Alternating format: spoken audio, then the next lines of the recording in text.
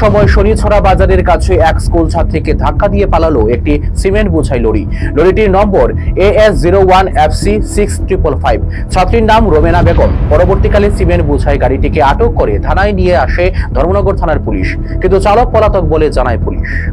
যাওয়ার সময় টাকা বাড়ি মারছে কোন দিকে? তুমি কি মানে বার থেকে কোন জায়গায় যাওয়ার পরে বাড়ি মারছে? বাজারের রাস্তা ঢুকছি, ঢুকার আমরা বাড়িতে যে সময় রাস্তার দিকে যাই ওখানে মানে বারো হয়েছে খালি। আর খালি আমরা লাইন ধরতে আগে যেতাম, তারা দুইটা আগে, তারা তিনটা আগে, আমরা দুইটা করে।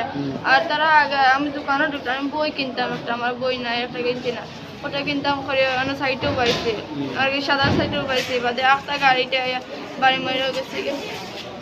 তোমার নাম কি? রোমানা বেগম। কোন ক্লাসে পড়ো? কি তুমি কি তাই স্কুল থেকে বাড়ি যাওয়ার পার থেকে না স্কুল যাওয়ার সময় বাড়ি মারছে?